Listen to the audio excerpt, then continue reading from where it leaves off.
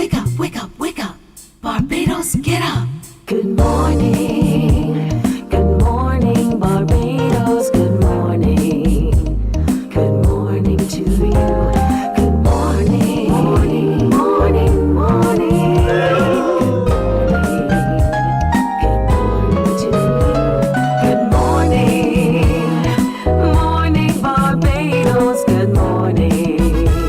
Good morning to you. Good morning. Morning, Barbados. Good morning. Wake up, wake up, wake up. Morning to you. So as the cock crows, so we say to you today, wake up Barbados. It is Friday, the 4th of July, 2025. I'm Pearson Bowen. Wonderful as always having you company. Hope you slept well. Yesterday was a terrific Thursday as far as I'm concerned because, oh boy, did we have some rain. And rain relaxes, rain refreshes, rain rejuvenates, rain does all of that. If you change your perspective, of course. And so I here's looking forward to a brighter today and a wonderful weekend to each of you in advance.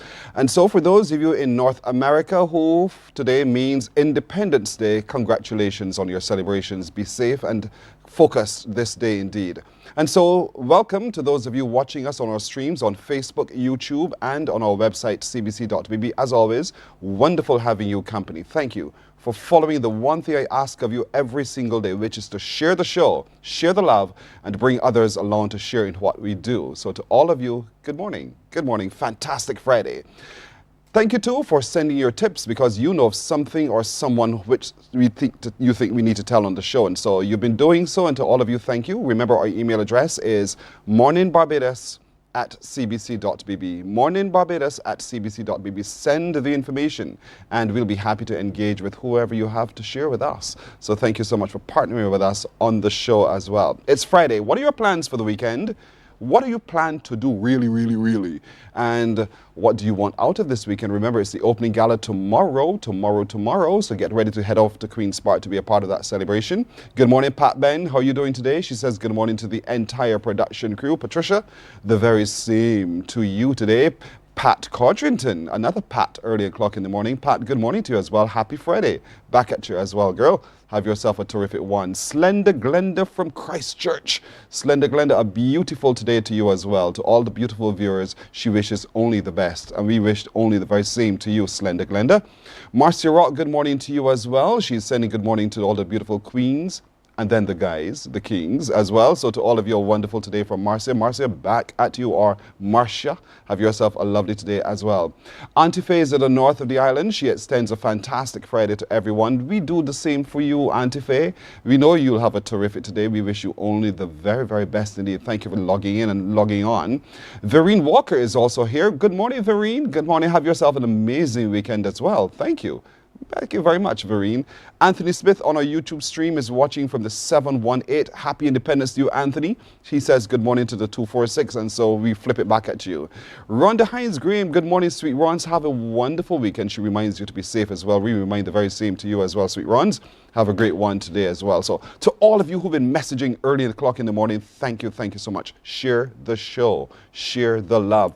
In other words, don't be selfish. Tell others about us indeed and let them come along and join in the fun. So, riddle time. You better believe it. Riddle time. Are you ready to give me a call? 228-5562 or 228-5563. Those are the numbers to call. If you're calling from outside of Barbados, of course, before those numbers you put 1246. Then 228-5562 or 228-5563. So Guyana, St. Vincent, St. Lucia, St. Grenada, all of you, thank you so much for watching indeed. Now, here comes your first riddle of the day. I hope it trips you up. I really hope it does. The question is, a girl has as many brothers as sisters, but each brother has only half as many brothers as sisters. I can hear you up here. Someone knows you're talking about. How many brothers and sisters are there in that family? Listen again. A girl has as many brothers as sisters, but each brother has half as many brothers as sisters. I want to hear from you. How many brothers and sisters are there in that family? And it only gets harder So think of this as the easy one here. Caution. Think of this is the easy one. A girl has as many brothers as sisters. That's one. But each brother has only half as many brothers as sisters. The question is, how many brothers and sisters are there? 228-5562 or 228-5563. Don't give up. Don't give up. Make an effort. Try. You might very well be right. Your first thought that pops into your mind, which is always the freshest in the morning, might very well be the right one. So challenge yourself and give me a call. 228-5562 or 228-5563. I know it sounds confusing, but it is what it is. It's a riddle after all, so solve my riddle. Let me know. A girl has as many brothers as she has sisters. You got that number in your head? Good. But each brother has only half as many brothers as sisters. How many brothers and sisters are there in that family? I know Trevor Thorpe and his family are up trying to solve this one. So Trev, you try to 228-5562 or 228-5563. Suddenly, Monica and suddenly Beverly have gone into the woodworks. All of them who think that they're so smart, who call me every single morning to try to knock me off. I wish you well.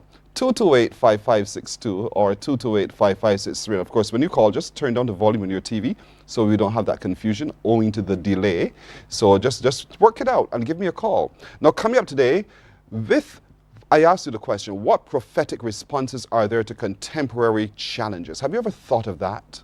Have you already thought about what prophetic responses are there to your contemporary challenges? There's a conference coming up that looks at that. We'll get more details about it indeed, and quite a discussion. I can't wait to have it with the theologians when they join me here on the set of Mornin Barbados. Now, there's a new mental health act, as we've been telling you about, which this time now seeks to look at ending seclusion and restraint as part of that new part. And so we want to hear from you, your thoughts on this. But to get behind it, we'll be joined with one of those who's been working as part of the commission on this particular new act to find out what do they mean and what are the proposals when they look at ending seclusion and restraint. Want to hear more? Bridging Switzerland and Barbados, that seems to be the passion of a young lady who goes by the name of Jamila. We want to hear why, what she's doing, how can she bridge Switzerland and Barbados, and how can she use sport to be able to do so. So she's our Bajan Afar. She'll join us in just a little bit as well. It's Festive Friday, and so Songbird Nikita will be coming by because she's involved in Crop Over in a very big way, and so we want to hear from her offerings for Crop Over 2025 as we get festive this Friday. And today is also Purple Day in St. Philip. You know, they're asking you, the committee, all over St. Philip, in whatever ways you can, to exhibit yourself, your property in purple. And so we'll hear more about what we can expect this weekend and in the week to come. Sandy Field Kelman, good morning. Auntie Sandy, she says, blessings to all indeed. Good morning to you indeed. But I'm waiting on you. What happened? You're afraid? Don't be afraid. It only gets easier. And so to you, Kevin Waith, your answer is absolutely wrong. But keep trying. 228-5562 or 228-5563. A girl has as many brothers as sisters. But each brother has only half the number of brothers as sisters. I want to hear from you. How many brothers and sisters are there in that family? The answer is not 10, as Kevin just postured, and so nope, that's not the answer. What is the answer? I am not moving from this till one of you calls and tries it. 228-5562 or 228-5563. Those are the numbers to call to talk to me and to give me your answer. All right, fair? We can do that? Do you want a hint? Actually, it's one of those numbers. If I said to you, it's a number of completion, would that help you? Would that help you anything at all? So start from that number, and then you divide it, how many brothers and then how many sisters. A girl has as many brothers as sisters, but each brother has only half as many brothers as sisters. Working with the number of completion, all of you theologians, you will know what I'm talking about. And so, how many brothers and sisters are there in the family? You go to church and you occupy a pew for what? Just to hear? Just to be there? No. You should know by now what is that number of completion. That's the number you start with. Knowing that, each brother has only half as many sisters half as many brothers as sisters. So the question is, how many brothers and sisters are there in that family? Somebody has the pluck. Good morning. Hello. Peace be unto you and yours. Thank you, Gail. Thank you so much. And to you as well. Happy Friday. Thank you. A blessed and spirit-ful weekend to you. Thank you very much, Gail. And each and every one. Love you, girl. All right, Biteman. What's your answer? The completion number for me is 7. That's your completion number. Fine. And then how many brothers and sisters are there? The sisters are 4 and the boys are 3. Sure about that? Yeah, because 7 for me is completion. Okay, I got the completion part. But how did you work out 4 brothers and 3 sisters? Because you has many brothers. She has as many brothers as sisters. But each brother has only half as many brothers as sisters. So from the time you say completion, I say no, completion is 7. Yeah, so I got that because you've been to church. You're a good girl. So 7 is the number. It is indeed 7, but I want the breakdown now. Well, how many brothers? For me, I just let me put 3 and put 4 for each for the others. You just pull the number. You spoke about the girls first, so I put the girls first, and then I put the 3 for the boys. You're mathematics, boy. I love it. You're working. Mathematics. I am just a humble and simple person. You know, the when you're weak in one, you are strong in others. So I'm not like you with the figures, but I'm still figuring out. Listen, that give me a headache to work out too. So don't think it was any easier for me. But from the time I heard you say completion, I said 7. Right. And that was just a hint to give you the total. Yeah. But I then wanted to know the breakdown. How many boys, how many girls? Right, well, then I said, you know what, he spoke about the girls came in first. So I said, well, let me put the girls first and then the boys after. All right, no problem. Gil? Yes, I had a good day on Wednesday. Your birthday? No, that was my big day, yeah. So I want to thank everybody. All right, fair enough. Okay. And so we all say thank you. But Gail? Yes, please. You're right. You are absolutely right. There are 4 brothers and 3 sisters. Welcome, Gail.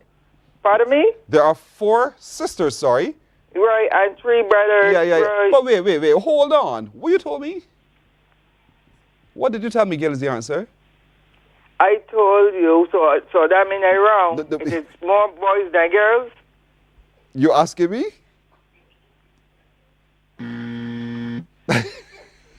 Oh shoot, Gail. Yeah, girl. Sorry, I think you got your break. You got your break there wrong. But I think I probably gave you the answer though. So I want to hear who heard me well enough.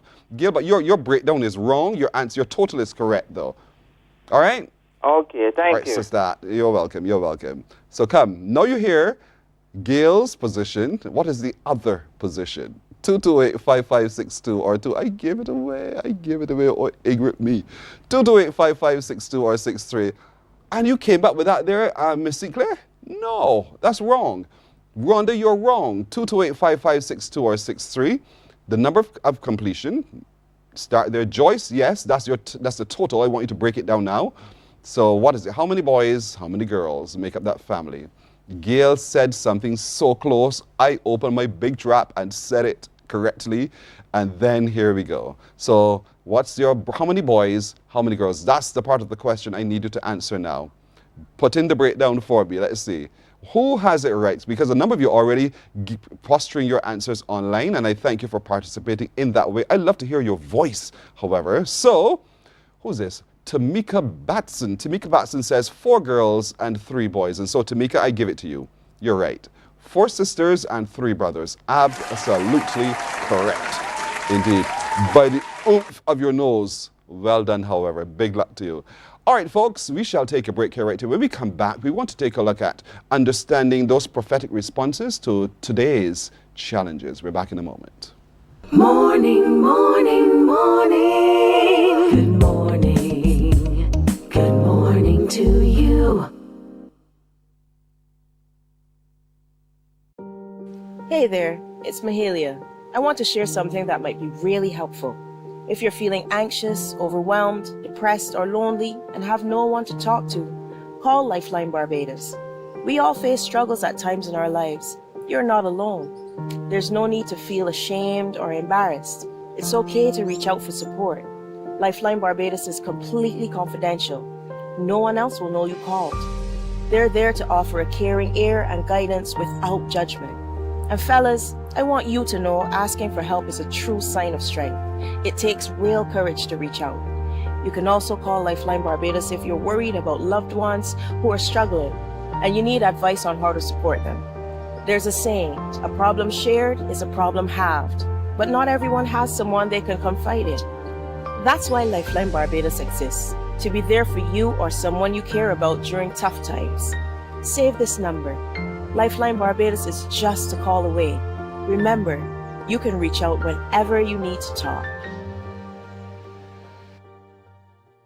There is a saying, you can find a Bajan anywhere. Are you a Bajan living abroad? Or do you know of one who has migrated to another country? Well, we at Mornin Barbados would love to have you or them on our Bajan Afar segment. Share your amazing stories, experiences, and how you have adapted to a new culture. Send us an email to morninbarbados@cbc.bb. And together we will travel the world.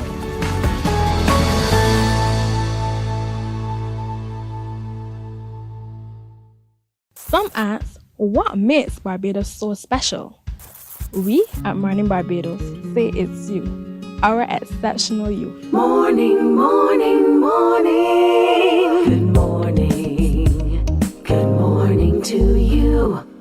17 minutes after 6 o'clock now, I want you to really switch your head up for just a moment, because you need to pay very close attention to this, because life is as life is. And so each of us faces challenges of many, many different kinds. Our society is also challenged in many different ways as well. And oftentimes we scratch our little hair on our head wondering why? Why is it the way it is? And then what can we do given the way that it is? What then can we learn from the Bible? What does the Bible teach us about today's times? And if that is part of your mission every single day, I'm sure that you from time not just read literature, but you also sit for just a moment to meditate, to figure this all out.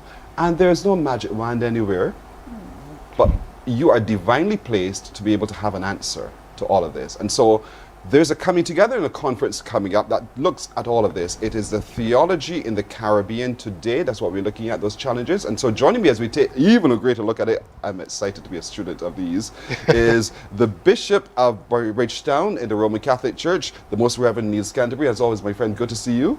Likewise. All right. Good morning. Good morning. Barbados. The Reverend Canon Dr. Sonia Hines. It's wonderful to be as well. One of the first women to be ordained in the Anglican Church in Barbados. And so it's good to have you as well. Thank you. You're the rector at St. Leonard's. St. Leonard's, Indeed. yes. And then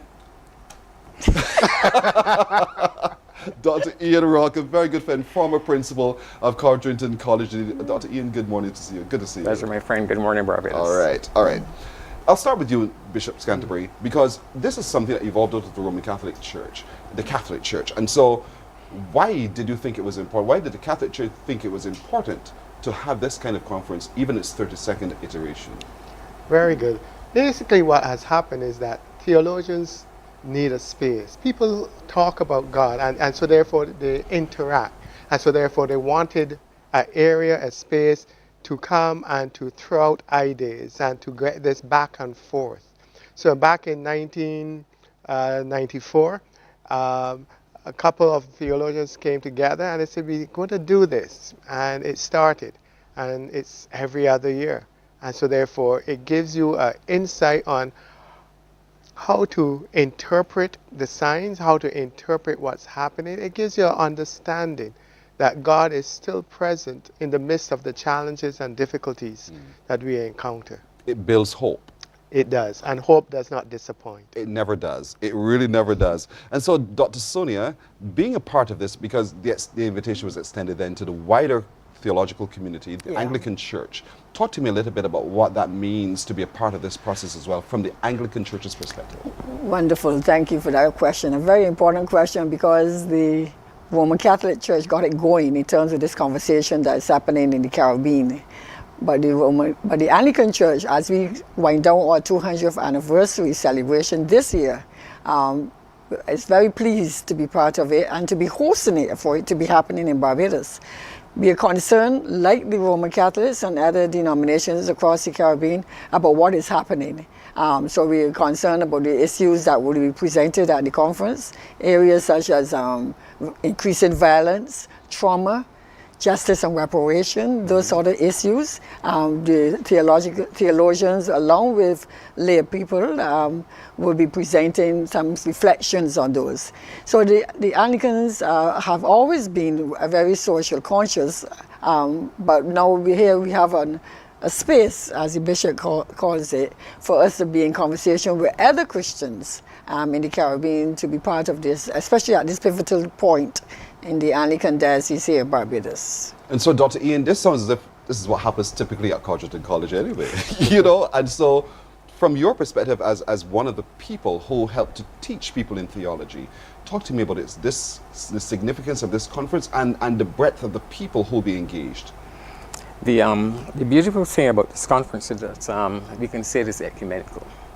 We are going to have Rastafarians involved, we have spiritual Baptists, we have Moravians, we have Methodists, we have Anglicans, we have Roman Catholics.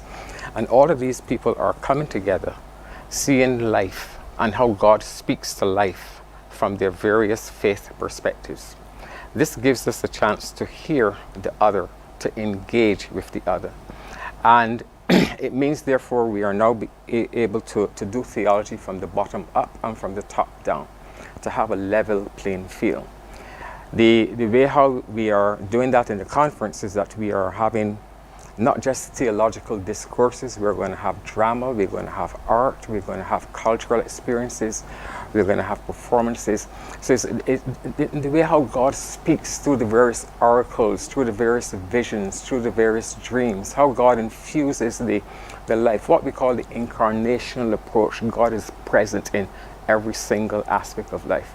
And so from the perspective of teaching, we need to recognize that prophecy, the major aim of prophecy in the Old Testament was to teach the people to faith, to encourage them to live by the rules of faith.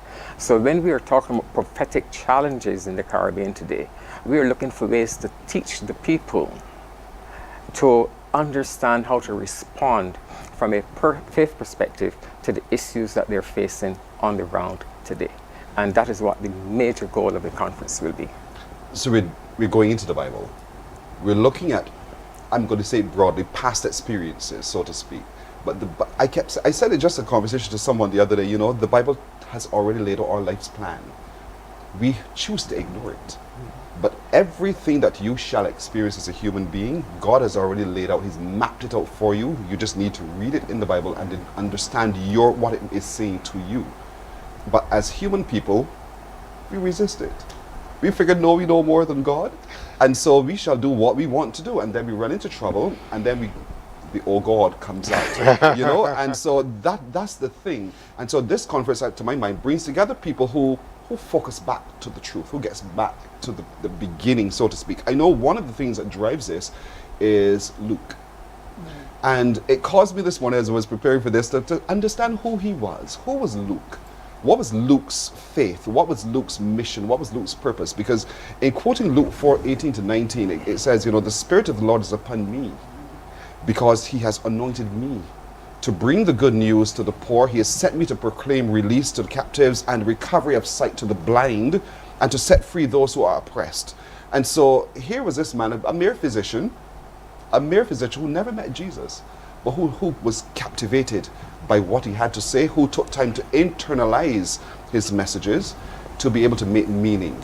And I'm sure that's the critical part of what this conference is seeking to do, also to make meaning. So help us understand then how you're going about, because as Ian said, you know, there's so many diverse people who are coming, laity, clergy, theologians, every kind of body is encouraged to be a part of it. Talk to me about not just who comprises it, but how you're going about so that we all have a collective part of the outcome. Okay, so basically what you have will be a presentation on a particular area or topic, and then dialogue afterwards to share one's insights, and to share from your own personal experience what you indeed have encountered, or what God has spoken to you, what God has shared with you, and then you share that. So therefore is a combination of things from as Ian said, from the top down as well as from the bottom up, whereby we have that experience and we encounter how we encounter God and what God is really speaking, how He's speaking to us now. There's no right or wrong. Yeah. And I think what the conference helps us to do too, as Caribbean people, is to speak to the realities in the context of the Caribbean. Yes, we know and understand to some extent, and can perhaps respond to what is happening in say, the United States of America. But we have our own history as Caribbean people, our own understanding of how God, is incarnated in all realities. So I think what this space provides for us is to look at Luke and that message that Jesus brought to that particular context in chapter 4 that you just quoted, but help us to bring it into some Caribbean reflection and thinking around how we can respond to this. It's a kind of a social ministry approach when you look at this Luke chapter 4. So how do we really bring messages of hope? Yes. As really what will be coming out of that as Caribbean people? How do we do that? And that's so important, because oftentimes we feel so hopeless. Yeah. So hopeless, lost, confused, hurt, let down even. Yeah. And it brings God right back into the conversation. If you were God, why did you? And it obviously takes us back to the Garden of Eden, the beginning of time. So even from the beginning of time till now, man is still in search of hope. He's still in search of solutions. And you'd think that over all of these generations and centuries, with the work of the church, with the constant reminder of what the Bible says, that we would have already found solutions, but we haven't quite yet, Dr. Ian. So as a theologian man at the college, how do we, coming out of this conference, begin to make sense of everything going on? I believe one has to understand what prophecy is all about to make sense of what is going on. Prophecy has two dimensions to it. The first dimension is foretelling. The prophecies in the Old Testament foretold the coming of Jesus. Jesus foretold the coming of the second coming of Christ, the coming of His kingdom. We pray in that Lord's Prayer, your kingdom come. So foretelling, finding how, informing the people what the future is going to be. But the more critical dimension of prophecy is forthtelling. Forthtelling has to do with critically engaging with the social, the cultural, and the political elements within the Caribbean. Take, for example, we speak of the violence of youth today. The forthtelling aspect of that, we say, how did our young people get in this position? What happened back then that led to this? And if this continues, what will it lead to? That is forthtelling. And then being critical. And that's the uncomfortable part of prophecy. Because at times you have to say to the political leaders, you're wrong. You have to say to society, the way how you're going about things, that is wrong. The voice of God is not speaking to you. You're not listening to the voice of God. You have to say to parents, you're wrong. And that is where prophecy comes in. It is speaking the truth in love. And speaking the truth in love is the ability to advise, to create an understanding that every single action we have today, whether cultural, political, or social, is going to have a response tomorrow. Prophecy seeks forthtelling. Prophecy says, if you do this action today, that will be the situation tomorrow. Let us not do this today so that tomorrow will be different. That's the challenge. What a challenge indeed. We'll take a break right here. I'll take that challenge now. And when we come back, we'll delve further into the upcoming conference and how all of us can possibly be a part of it. We're back in a moment. Morning, morning, morning. Good morning. Good morning to you. Some ask, what makes Barbados so special? We at Mornin Barbados say it's you, our exceptional youth.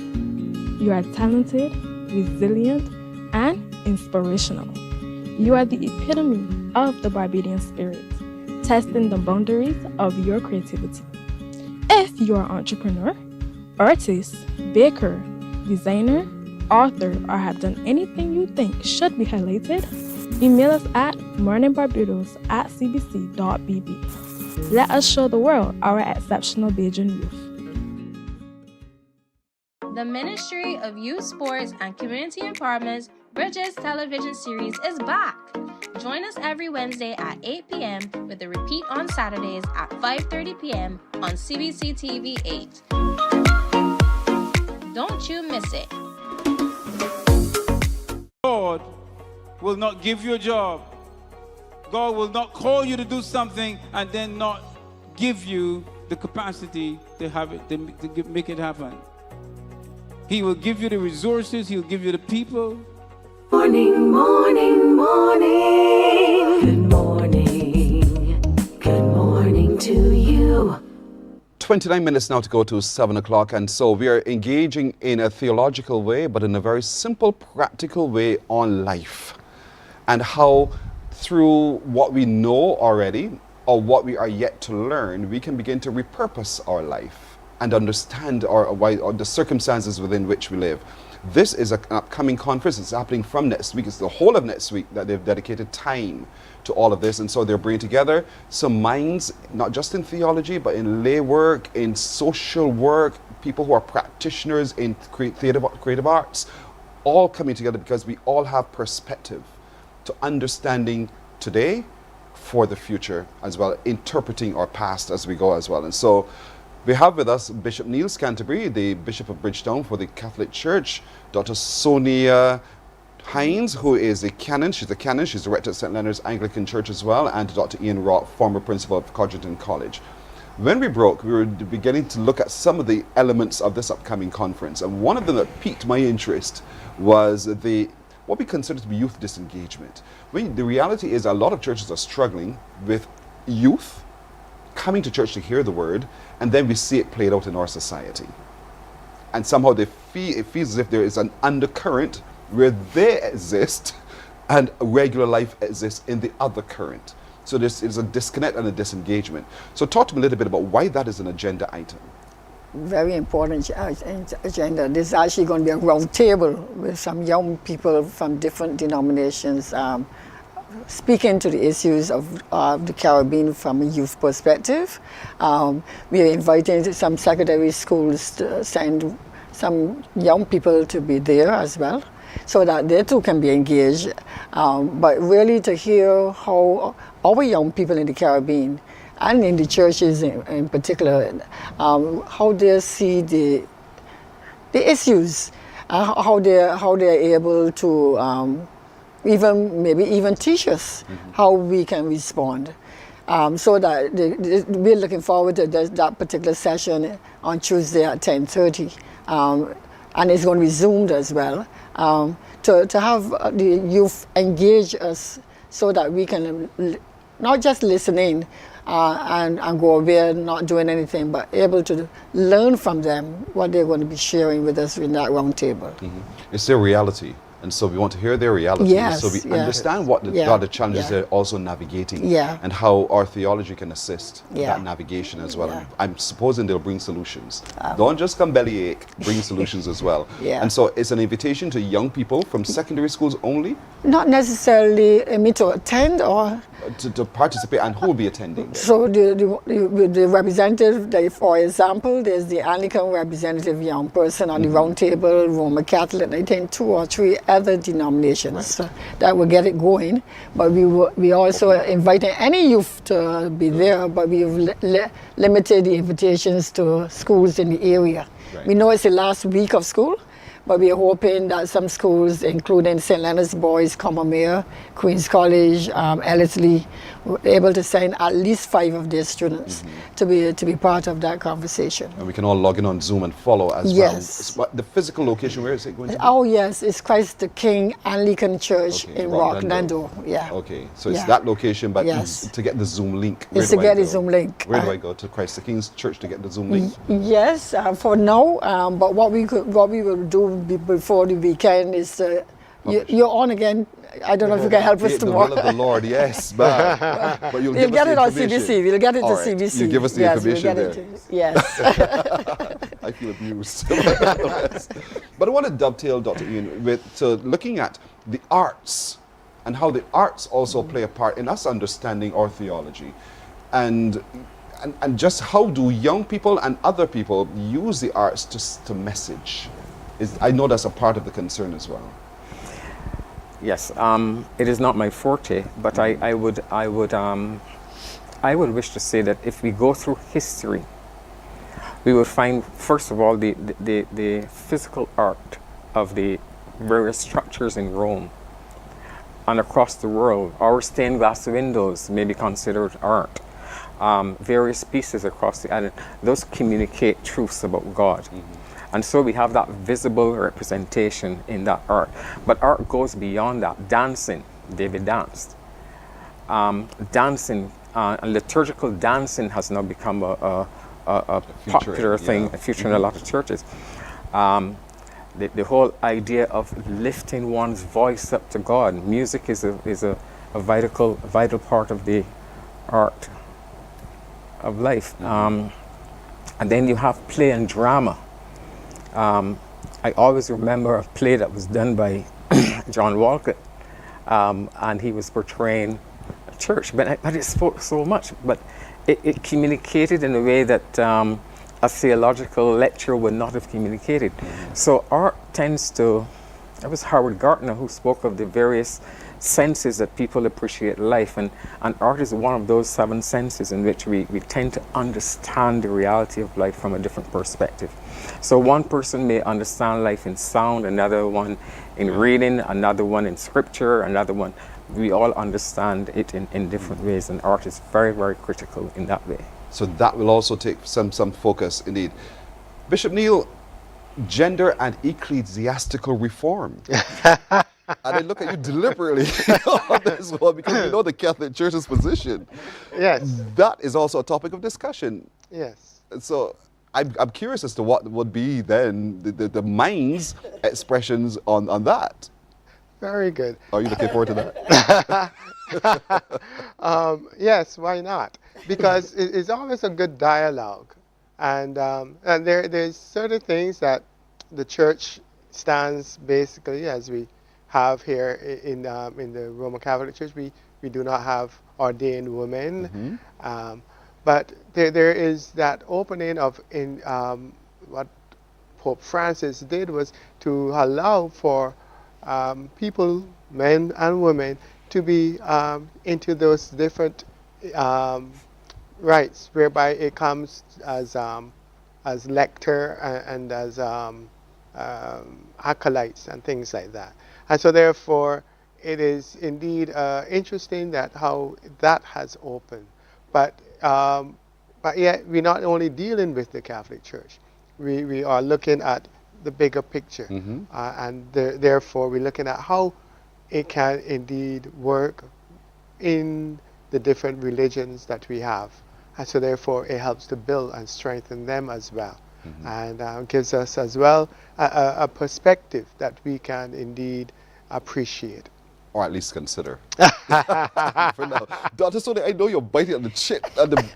So talk to me. That one is open to the public. Yes. And it's being done by Professor Anna Perkins, a Roman Catholic from Jamaica. Really? And yes, this on Monday, on 5:30 on the same, Monday coming at the Christ the King Church. And I think I'm looking forward to hearing how she's going to treat it, because I think that as a Roman Catholic herself, she will have some issues that will help us to widen the conversation around the whole question of gender and theology in the context of church. But it is open to the public. We hope that persons will be able to drop in at 5:30, even though the opening service is at 4. But we're having this founders lecture at 5:30 with Professor Anna Perkins. So that's something I think we can look forward to. Yes, I'm really looking forward to that. That should be a robust discussion. I think and I would so. hope that as people come, they're being polite and courteous in I'm that sure they will discussion. be. You know, Yes. I really hope that that's the case and not hold fast to your position to the point where you're operating in ignorance. Yes. And that, I think, is part of the process of all of this conference as Of well, course, that yeah. we become open in our minds to hearing points of view that might very well inspire us to look at ours again. Yeah. Look at ours again. And so this is going to be very, very critical. But from, you know, I'm coming at you, Ian. From the theologian at Codgerton College, what do you guys teach to those students about this area, gender and ecclesiastical reform? I think Reverend Sonia, She's a product. She's the one who teaches that's gender your studies that's the area. I teach part-time at Codgerton College now, but I teach ascetical theology that looks a lot like Christian spirituality. So I think that when it comes to theological education for us now in the Caribbean, that we have to Caribbeanize, if we can use that word, theology. So allowing theology to be something that can relate to how God is speaking to us in the Caribbean. So even in terms of how we can embrace, and I think that's a topic for one of the presenters in the conference, how we can embrace the whole understanding of Carnival. And look at it from or even in our context in Barbados, crop over. Right. And look at a theology that allows us to have a celebration of who we are as persons of African descent, for example. I think those are the kind of things when we talk about that. In the Codgerton College, for example, we were doing Caribbean theology, allowing those kinds of conversations to happen at Codgerton College. But we, of course, want that to be wider than just at Codgerton College. That's a very interesting And if I may add, one of the courses that I taught when I was at Codgerton College was biblical criticism. And biblical criticism has what is known as the traditional approaches to understand the Bible: form criticism, text criticism, etc., etc. But coming in recent years, we've had feminist criticism. How would a feminist view the Bible? We have had queer criticism. How would a queer person read the text? We would have had womanist criticism. We would have had black criticism, and we had some brilliant scholars out of the United States. Professor Cohn comes to mind, who really showed how black identity gave rise to the text. We would have had the post-colonial criticism. How are we in a post-colonial era dealing with a text that was handed to us by colonists? And that becomes critical in understanding this text. What do we understand by the teaching now that has been handed down to us? And we need to recognize, and sometimes we don't recall it, that in our history in the West, there was a Bible that was published called the Slave Bible. And the Slave Bible took out any area that would seem to empower black people. Yes. And so we have to reinterpret, to revisit the whole understanding of biblical interpretation and biblical criticism. And now we are doing so through the appreciation of what is called, those last areas that I spoke of, those are called ideological criticism, where we look at the ideas that are giving rise to meaning of life from different people. So from a teaching perspective, we recognize that the traditional way, the old ways of looking at the Bible have moved on, and we have now new approaches to the text. Some of them have their merit, and some of them have just as many demerits as well. Wow, this is such a conference. This is really, really deep. So we don't miss it. Monday you open on the 7th, and you open with For opening service at 4 o'clock, and we're inviting persons to be part of that service. We close on Friday at 4:30 with a service as well, all at the Christ the King Anglican Church. There actually is a website that you can go on to get all the information, ctctoday.com. So that once you put in Caribbean in the Caribbean Today, even if you don't remember that, you will get that website giving you all the information. We're showing our folks on the screen right now. So folks on the screen, take a look. It's happening in Barbados indeed. Right. You know, and so the website is wonderful. there. We want you to really go and get to know more about participation. Don't just sit on the sidelines in curiosity and you're wondering what are they talking about. Engage yourself, because you have a perspective. God has also placed in you a mind and a brain and an experience that could be lent to all of what's being discussed indeed. Some in person, it is open to all of us to watch it online as well. But when you go to that website, those details will be given to you. Look at it right there on your screen. That's what you will see. And as you do so, you navigate, and you'll find the links as you go as well to be a part of this week-long conference looking on theology in the Caribbean today. And it's important that all of us take a look, step back for a moment, take a look at what's happening around us, and then find our way through. Be informed. Do the forth telling. That's it, because I'm learning that today. Do the forth telling about what what one can expect, because we become a better society for it indeed. And so it's open to all of us. We can participate. So it started who's it for? It's open to all of us. But we're hearing perspectives from everywhere. There's Roman, the Catholic, the Methodist, the Rastafarian. Everyone has a perspective. And so those perspectives will all contend. But have an open mind. Have an open mind. Have an open mind. Thank you. Thank you as well. Thank you. Thank you so very much. Bishop Neil Canterbury, Bishop of Bridgetown, the Catholic Church. Dr. Sonia Hines, Canon, get it right, Dr. Sonia Hines, of the Anglican Church indeed, also the rector at St. Leonard's. And Dr. Ian Rock, who is the former principal of Conjugate and Culture. He wants to remind us, emphasize, former principal indeed. But still a man strong in theology as well. So let's engage, folks. Let's learn from all of this. Thank you so much, all the best. Thank you, Mr. Boyne. Thank you. We're taking a break here. We're back in just a moment.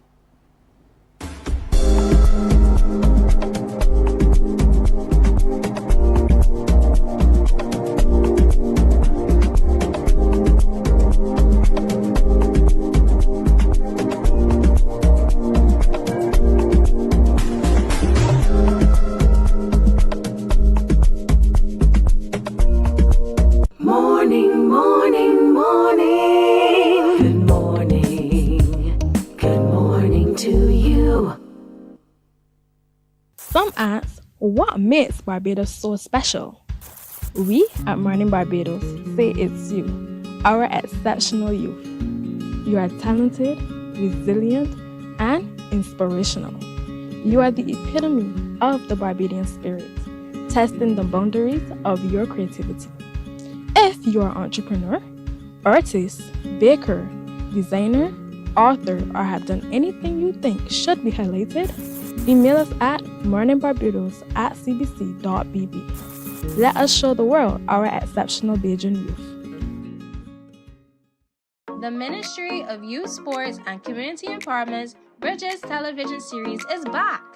Join us every Wednesday at 8 p.m. with a repeat on Saturdays at 5:30 p.m. on CBC TV 8.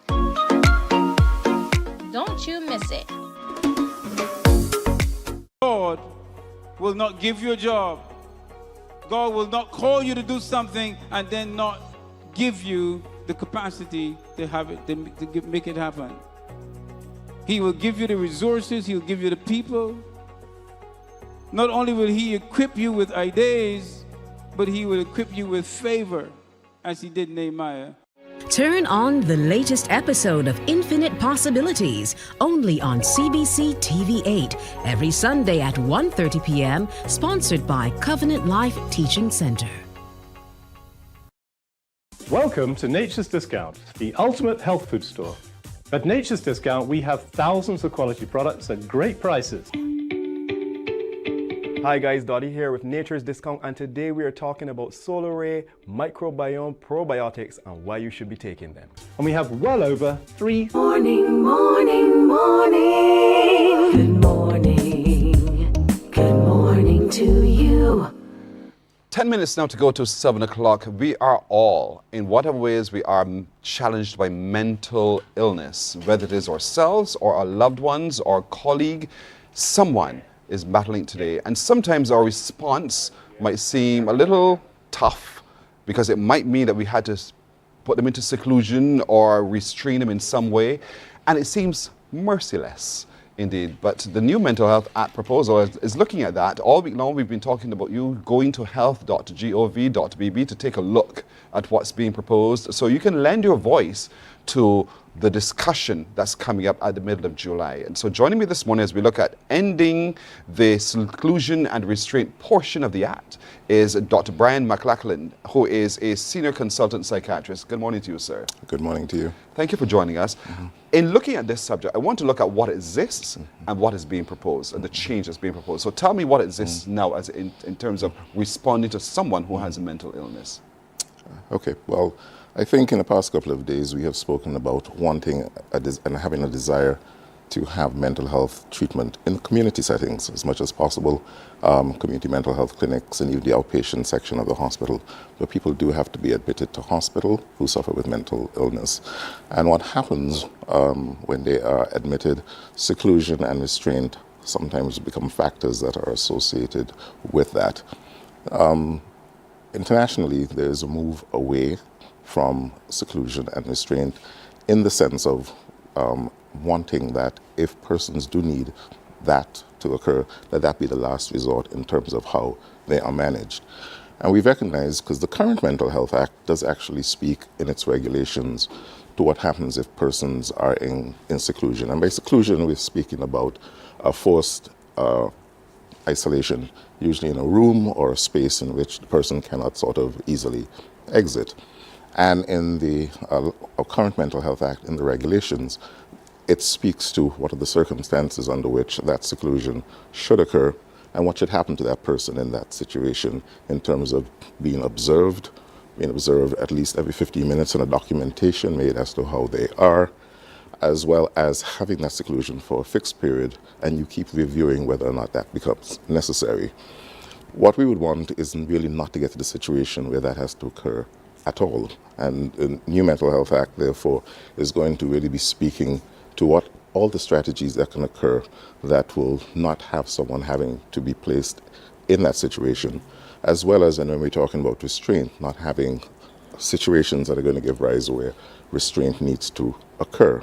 And restraint refers to either staff restraint, persons who, and again, we're speaking about persons who are a danger to themselves and others, let's be clear.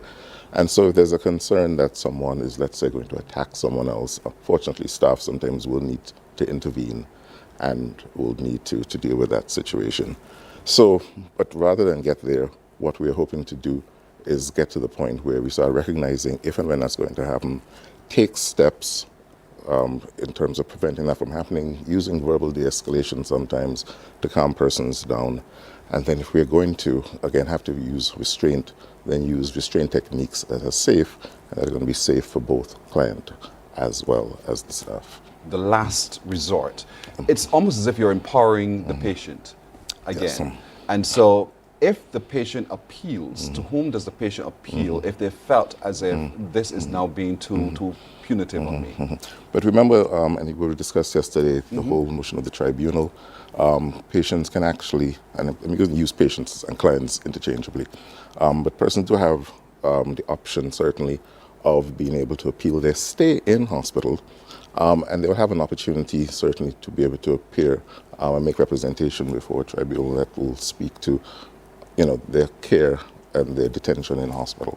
So we are really and truly, as you said, wanting to empower the patient in dealing with both their detention, because sometimes they don't think that it should be detained, as well as being able to question the nature of the treatment that they are actually getting.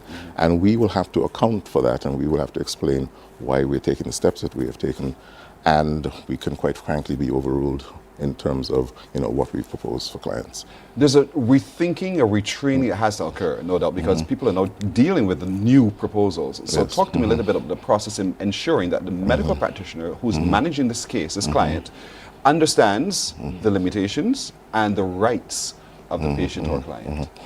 Well, partly why we're having all of the sensitization is really and truly to make sure that we're all up to speed in terms of what is being practiced internationally and what we then need to do.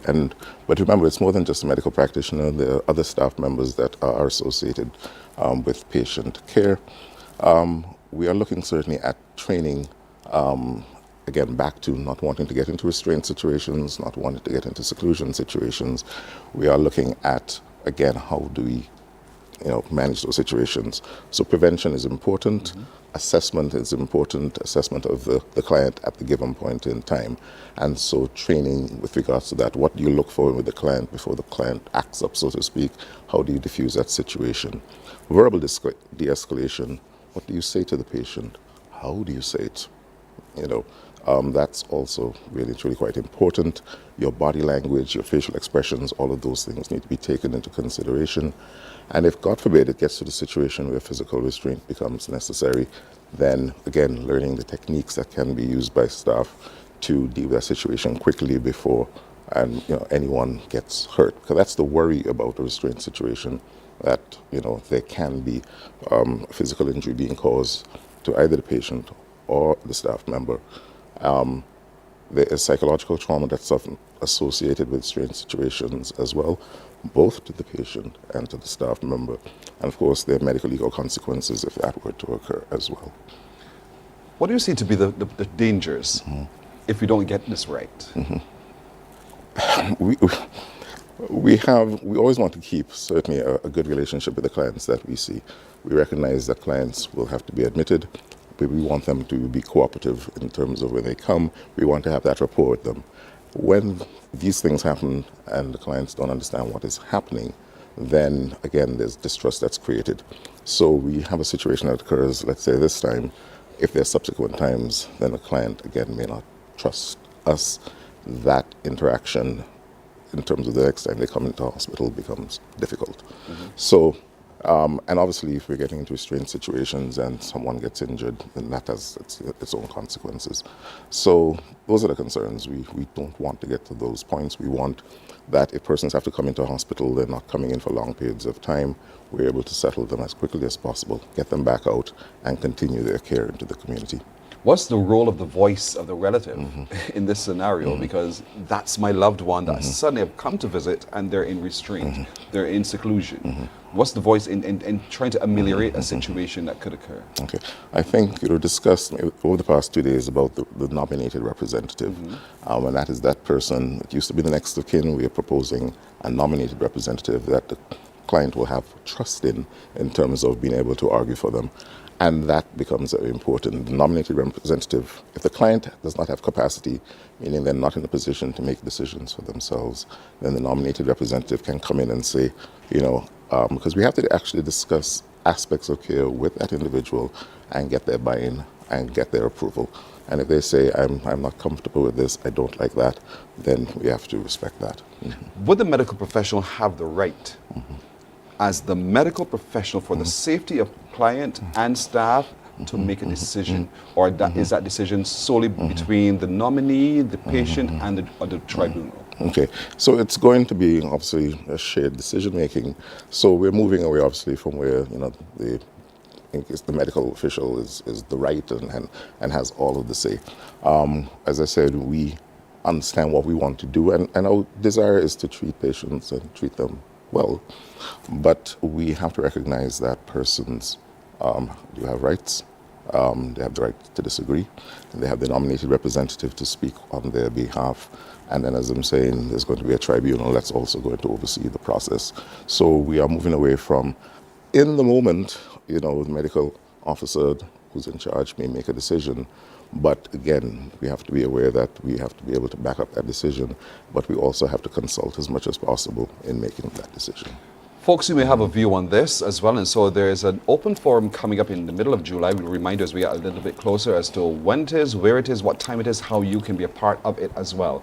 But in the meantime, prepare yourself. Arm yourself with the knowledge that you need to have in order to make meaningful contribution to that open discussion by going to health.gov.bb and read up on the notes. Just scroll down a little bit, you'll see it right there, the notes on the draft, and so you will get some idea the perspectives now being proposed to amend that new Mental Health Act. And so we're looking forward to your contribution indeed, but we'll be continuing to apprise you of what's being proposed so that you can begin to start thinking now about what your contribution could be in that open discussion. Dr. McLachlan, thank you so much for joining us this morning. Thank you. You're welcome. We're taking a break here, folks. We're coming back in just a moment. Morning, morning, morning. Good morning. Good morning to you. Welcome to Nature's Discount, the ultimate health food store. At Nature's Discount, we have thousands of quality products at great prices. Hi guys, Dottie here with Nature's Discount, and today we are talking about Solar Ray Microbiome Probiotics and why you should be taking them. And we have well over 3,000 amazing products to help you get healthy. For your health tips, tune in to CBC TV 8 every Monday, Tuesday, and Thursday for Nature's Discount, sponsored by Get Healthy Incorporated.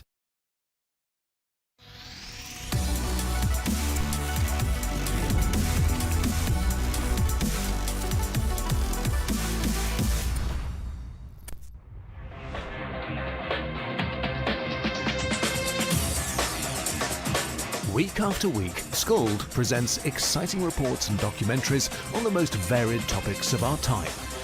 Spectacular developments and innovations, lifestyle and trends. Morning, morning, morning. Good morning. Good morning to you. Let's look at some news now. One of the major events on the crop over calendar comes off tomorrow. It's the ceremonial delivery of last gains, and the stage has been set. The National Cultural Foundation is gearing up to host that event, and the festival and event planner and producer is Karen Pestina. She says this year the parade will journey from Golden Square Freedom Park in the city to Queen's Park, and she was speaking during that site visit in preparation. We haven't been here since 2017, and we wanted it to be central because so many families come out. This is a total family-oriented event. So we wanted, you can say, we are coming back home, but because we've been here many times before. Well, the event will be hosted in 4 segments. Among the attractions is a tattoo performance by the Barbados Police Service, a book drive, a kids zone, a shopping and partying extravaganza, and viewing of a collection of short films. Ms. Pestina says the delivery of the last gains is there for continuity and remains a reminder of generations to come. I don't ever see the ceremonial not being a part of crop over, because how crop over grew out of the last canes. So just bringing the canes, letting them be blessed and so, is a part of who we are and how we celebrate crop over and the sugarcane industry. You will see that's why we have even grown in what we have done, where we also now celebrate the sugar workers, because the sugarcane industry is not just cutting the canes. They're the people in the factories, the technicians, the mechanics. So we celebrate the sugar workers now. Petroleum company Sol and the National Cultural Foundation are joining hands again for this year's festival. The partnership was announced during a ceremony at Sol Charnock's service station, and Trevor Thorpe was there. Tugban Rhythms and the Mother Sally brought a crop over atmosphere to the Sol Charnock service station in Christchurch. Specially invited guests and retailers joined the staff of the petroleum company and the National Cultural Foundation for the ceremony. In his welcome remarks, Sol's general manager, Roger Barrow, told those present the company has been a trusted partner in Barbados and the Caribbean. He explained the Sol's involvement in the country's biggest festival. Today we are thrilled to further deepen our ties with the people and culture of Barbados through a partnership with the NCF that will see our Sol Extend fuel being designated as the official fuel of Cropover 2025. Mr. Morrow added that people will be able to catch some of the crop-over action at Sol stations. We are not just supporting the festival, we are fueling the festival at every turn, from the pump to the party, from the road to the revelry. As part of this partnership, on select days, Sol service stations become a hub of activity, with Sol and the NCF working closely together to delight customers with exciting giveaways and crop-over performances by tuck bands and other familiar cultural acts. Marketing officer at the NCF, Omar Beckles, called the initiative a designation that speaks to Sol's unwavering support of Barbadian culture and talent. Sol has returned for the second year as a sponsor, and their contribution continues to make a meaningful impact. In 2024, they came on board with generosity and enthusiasm, and this year they have extended their commitment. For Cropover 2025, Sol will sponsor the highly anticipated Soca 25, a showcase of an infectious rhythm and energy that defines our festival. The 2025 Cropover Festival will start with a ceremonial delivery of the last canes in Queen's Park on Saturday. Trevor Thorne for the Business Report. Well, for the first time, the Barbados Community College students majoring in law for the associate degree have undertaken internships at law firms. And Principal Annette Aline is commending the Students' Guild for taking the lead in the initiative and for the strategy utilized to facilitate the internships. The 7 students were assigned to 3 law firms, Michael Lashley and Associates, Aegis Chambers, and Ajamaya Legal. Addressing a press conference, Aline expressed thanks to the law firms. Now, though the Students' Guild has sponsored 5 of the law students for the internship, the college is pleased to sponsor 2 of the law students who are members of the Guild executive. And those 2 members are Mr. Kashan Brewster, who is the first vice president, and Ms. Haley Millington, the secretary of the Guild. And it is not often, we're not always in agreement, that is the administration and the Guild, and that is expected. But it is that diversity of perspectives that continues to allow us at the BCC to forge new or revised approaches that ultimately enhance the quality of engagement in the institution. Meanwhile, Keen's counsel Michael Lashley is commending the 3 students assigned to his firm for the professional approach they took during that internship. He says he's happy to see young people interested in pursuing criminal law and is willing to welcome future interns from the college. When you become an attorney at law and you get that certificate on the morning, you can't pick and choose clients. You can't pick and choose clients. You have to, as what my seniors would say at the time, you have to get your feet wet in the magistrate's court. That is the foundation. It teaches you how to present yourself. You can do trials in the magistrate's court. That then will give you the confidence to go to the High Court to do the trials in the High Court. Let's look at sports now. Alzari Joseph took 4 for 61 as the West Indies bowled out Australia in their first innings for 286 on day 1 of that second test at the National Cricket Stadium in Grenada. Alex Carey led the visitors with 63, backed up by 60 from Bo Webster, while Jaden Seals picked up 2 for 45. Bad light, however, ended play early because before the Windies could begin their first innings. We'll take a look now at some highlights.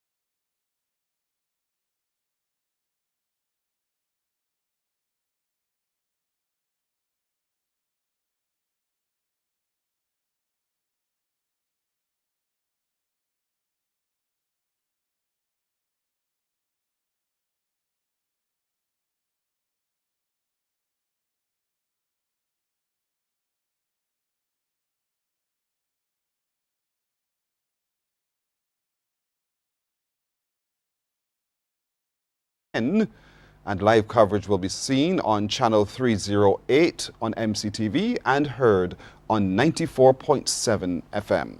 That's a look at news and sports till now. We'll have more news coming up at 12 noon right here on TV8. Morning Barbados comes right back after this break. Morning, morning, morning. Good morning. Good morning to you.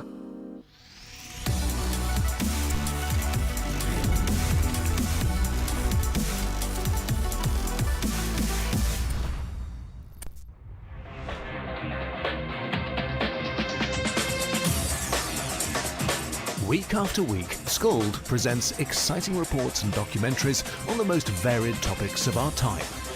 Spectacular developments and innovations, lifestyle and trends of tomorrow, mobility and tourism, health news, highlights from art and culture. Each contribution grabs the viewer with extraordinary images and stories and takes him into fascinating worlds which he experiences here exclusively and up close. We're there when companies and specialists develop super satellites for a global network in space and can look behind the scenes. Scold is a window to everything that is there or is yet to come. Fly with us through time to better understand today and tomorrow. You've always wanted that. Morning, morning, morning. Good morning. Good morning to you. 13 after 7, our next guest is known as a builder of dreams, builder of bridges, making things happen and empowering young people as she goes. She now lives in Switzerland. She, of course, is a Bajan. And so we're happy to have with us this morning a face that you perhaps already know. Her name is Jamila Studer. The last name got you there. Jamila Studer, good morning to you. Good morning. Welcome to Barbados. Welcome home, first of all. Thank you. Is it a change in temperature, the change in climate that has your voice a little? It's because of the basketball tournament that I'm coaching. You had a lot of shouting to do. Yes. Nonetheless, good to have you. You left Barbados to find yourself in cold Switzerland. Yes. How has that transition been for you? Well, I started off by going to America first, which was a nice transition after that. But in Switzerland, it's been quite exciting. I went to Switzerland to play professional basketball. I was sent there by an agent who was able to find me a job with a team who needed a professional player. And I've been there since 2006. Wow. And while being there, I was able to start coaching as well as establish a nonprofit association called Youth Basketball Incentive and Recognition Program, where I can help players who deserve to experience more things than just their local environment. So since I'm from Barbados, I want to be able to help Barbadian players. And since I'm based in Switzerland as well, I would like to also help Swiss players to be able to experience the exchange of cultures. So the little girl from Barbados, where were you born in Barbados, by the way? And Actually, I grew up in St. Patrick's, Christchurch. Pretty notable place I know quite well. And so you're from there, and all during your school life in Barbados, basketball was a part of your passion? Actually, I started pretty late. I started in secondary school when I was 13, 14 years old. So what about the game inspired you? Well, I started off with athletics, track and field, as most in primary school we're pushed towards track and field, which actually helps with other sports. And then I went to netball, and my netball coach, Marion Johnson, she said to me, if you want to improve in netball, it would be a good thing to go to basketball just to get stronger. And I said, okay. And I went and tried basketball and fell in love with it. So everyone who knows you knows she's always been playing basketball anyhow. So naturally, you found your way by scholarship, was it, to the United States? Yes. And so how did that opportunity come about? Well, I had some people here helping me. One coach called Terry Innes, who had some contacts in the States. Yes. He has some contacts in the States. And they were able to connect me with someone else who was a coach at a community college in Tallahassee, and they got me to come over to Tallahassee Community College, and after that I went to University of Maryland Eastern Shore and graduated with my bachelor's in computer science and played basketball as well. The game never left you. No. But here it is, someone helped you, and you're now doing the same for others as well. You're building those bridges through help. Exactly. As someone assisted you. And so living in Switzerland, okay, you got it now. You migrated to Switzerland in 2006, was it? Yes. Right. There you are, totally different from North America, totally different from Barbados. And so you're faced with the Alps and all of those other encounters. Yeah. What was it like for you settling in Switzerland and the cultural shock that perhaps you were met with? Well, one of the most challenging things was the language. A lot of people don't know, but Switzerland speaks 3 languages, and I'm on the Swiss French side. So my goal was, because I didn't know I was going to stay there for the rest of my, So I said, everywhere I go, I want to learn the language. So right away I asked the club if they can get me into a French program so I can learn French. And from there, I was able to start communicating with people. It took me 6 months to be able to do that, but the season is 10 months long. Yes. And since I went back the next year after that, it made the transition a bit better than Americans or other professional players who would not have learned the language. And you found love, you fell in love, and now you're a mommy as Yes. well. So congratulations on all of that. Thank you. Are they Swiss? Yes. They were born in Switzerland. Yeah. And do you talk to them about Barbados and what Barbados means to you? Oh, of course. We come here every year since they were babies. They love Barbados, love the beaches and everything. They even call themselves Barbadians. Nice. That means a lot to you, doesn't it? Yeah. It means a lot. In terms of the culture of Barbados, how much is that a part of your household? By cooking, music, what is it? Yeah, definitely. They love Barbadian food. They love Bajan food. They even try to speak Bajan sometimes, even though that's quite funny. Yes. But they understand Bajan perfectly, obviously, and they love Barbados, the food, the beaches, everything. And so that makes you happy to know that they're comfortable with the diverse cultures in which they exist. Yes. And so is basketball also, are there girls and boys or what? How many do you have first of all? I have what 2, genders? a boy 11 years old and a girl 8 years old. Are they into basketball as well? My daughter is not. She's more artistic, but she gets dragged around with us because we are always involved in basketball. My husband is a coach as well, and he was a professional player. And my son, he carried on with what he calls the family sport. All right, good man. Good boy indeed. And so watching them live through your eyes, through your experience as well, and trying to help them avoid the pitfalls as you might know them, how is that conversation like for them? Well, what I do is, and what I even do with my players, is I try to find opportunities where I can teach them lessons, life lessons, about how they should approach certain situations. Because for me, sports is not just on the court. It's also, you can learn a lot of life lessons from a sport. So I try to use that in my household, especially with my son since he's a basketball player, in terms of teaching him how to not give up when challenges come up, even on the basketball court, stay focused, keep fighting, things like this. And I think that he's coming to grasp them, sometimes not immediately, but he's doing That's well. young people today anyway. Yes. They take their time and then they'll eventually get it. But you see all of you do as part of your evangelism. Yes. So does your spirituality mean a lot to you? Oh, definitely. I also am a part of Combined Faith Evangelism, Sports Evangelism, with Dean Squires, who is the president. And he also has a program, Shoot for Life, here in Barbados, that helps young people in the communities by starting tournaments, going to do outreach in communities and stuff. And I also do the same thing when I come home. Last year I helped with a camp that they also had, and we use sports also as a method to reach out, as a way of reaching out to people, because when you have sports, it helps people to relax and realize, we're not coming to force you into anything. We just want to share with you something that we believe in strongly. And so we use sports as a way of reaching out to people and sharing the gospel That's with nice. them. That is so nice and so noble and so humble. I'm pleased about that indeed. And so this tournament that you've brought together a number of people from Barbados and Switzerland as well to play in an under 14 and under 19 and open division basketball festival that's on. Yeah. How has it been going so far? So far, it has been wonderful. We reached out to the BABA, who was able to give confirmation that they could have an under 19 and an under 23 tournament. Mm-hmm.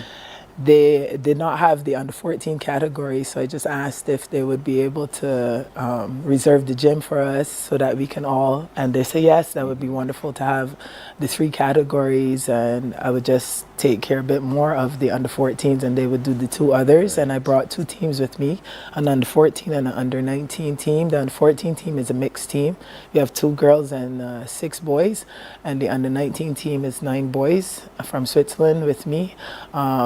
I chose them from basketball camps that I organized in Switzerland. I've been doing it over the last 3 years, and I chose some of the most talented players, but also some of the players who have the best behavior.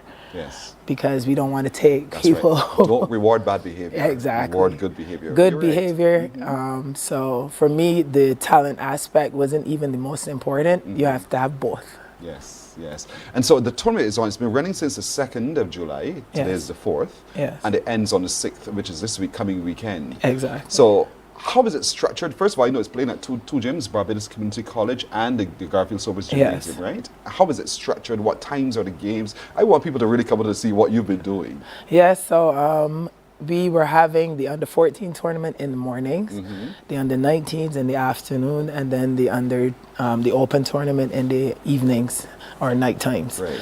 And the same structure will be followed over the weekend, where tomorrow we would have it also between 8:30 and 1. And the under 19 tournament also between 2 and let's say 4, and the under 23 in the evening. Yeah, under 23 open tournament in the evening. Playing at the gym and the Barbados Community College gym and at the Wilde Gymnasium. And so how many people have you brought with you from Switzerland? From Switzerland, I brought a total of 37 people. Barbados thanks you, girl. Barbados thanks you.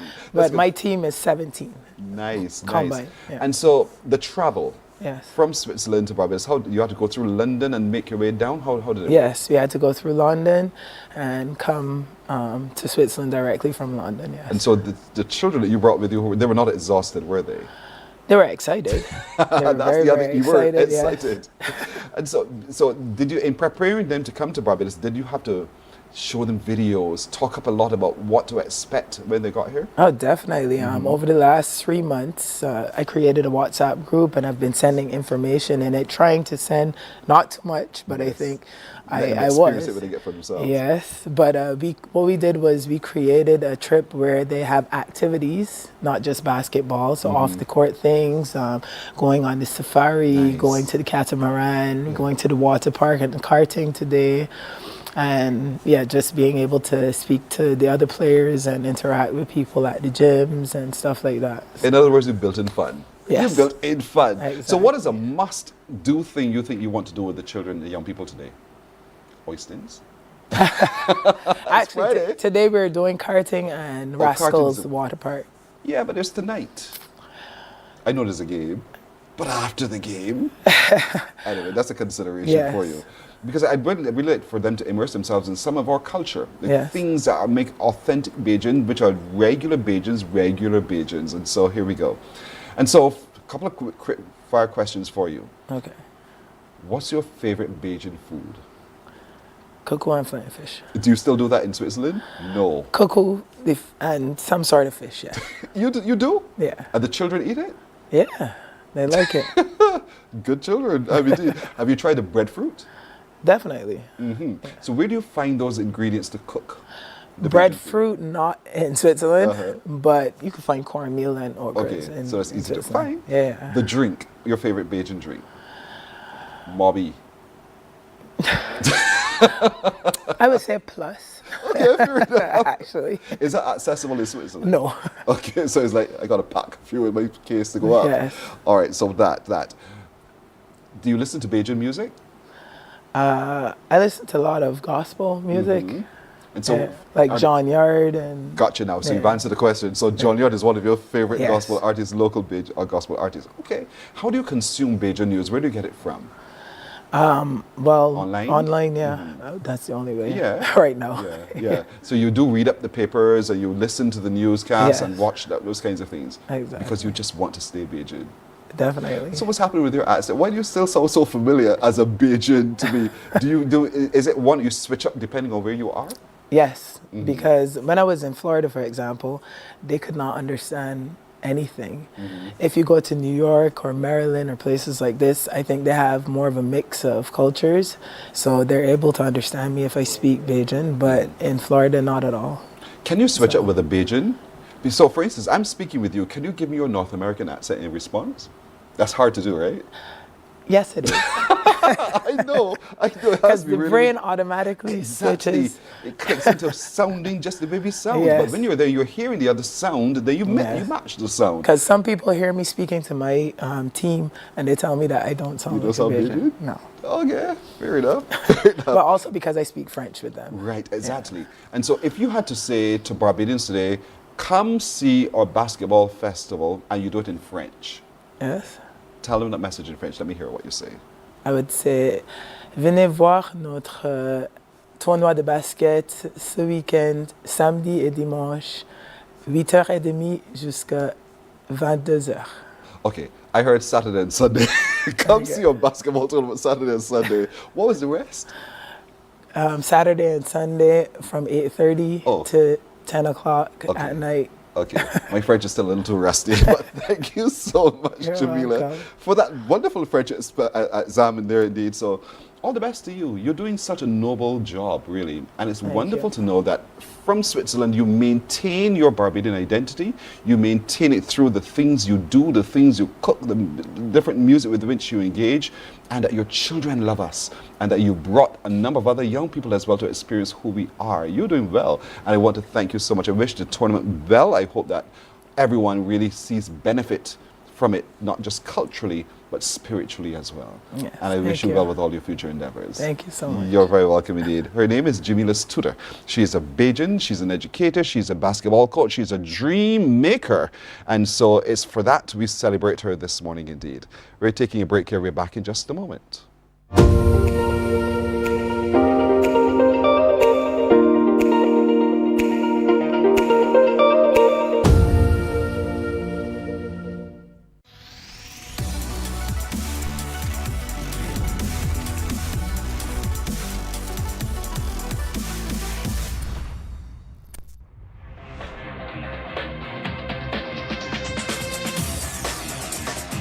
Week after week, Scold presents exciting reports and documentaries on the most varied topics of our time.